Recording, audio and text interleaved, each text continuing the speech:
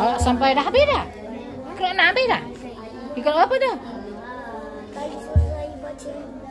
Siapa? Kalish. Iqra berapa dah? Iqra? 6. Bagus. Ya. Baca dengan lancar. Okey, ulang-ulang sampai. Okey, hari ni yang dah apa ni dah khatam. Okey. Murid tahun 3 yang dah khatam setakat ni seorang. Yang ini Alif, juz berapa Alif? Juz 7. Yang ni namanya Iman, juz berapa? Juz 7 juga. Yang ini Husna, juz berapa Husna? 4. Belum lagi. Yang ini ialah Rania, juz 28, dah hampir nak khatam. Yang ini ialah Kaila, juz berapa? 1. Juz 1. Okey, teruskan. Hek ini Haras yang handsome. Juz berapa Haras? 3. Oh, bagus.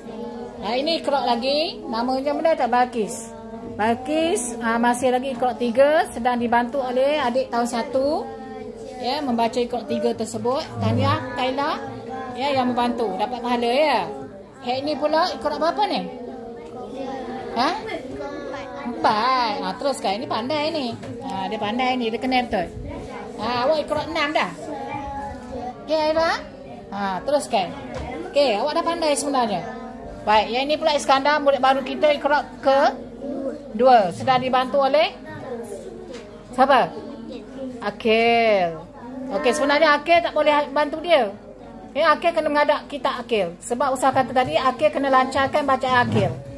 Duduk situ Akil. Baca bagi awak. Awak banyak salah baca tadi kan? Kan? Akil. Dia biar dulu. Sebab dia ni murid baru. Biar dulu. Kan usaha kerja kan? Hek ni pula ialah Amar. Amar pun dah pandai ya. Banyak betul tadi usaha test dah. Dan ini murid tahun 2 yang namanya Haziq. Haziq dah juz berapa Haziq? 1. Juz 1 muka surat 12. 11. Teruskan baca supaya boleh pergi ke juz kedua pula. Jangan awak mengelak pula. Ikut urutan ya. Setiap muka surat itu baca. Tak payah kalau lekan orang lain. Awak kena berlumba-lumba sampai awak berjaya menghatamkan Al-Quran tu. Lagi sekali.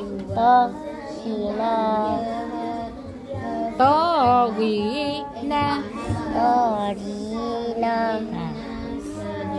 Okey, teruskan.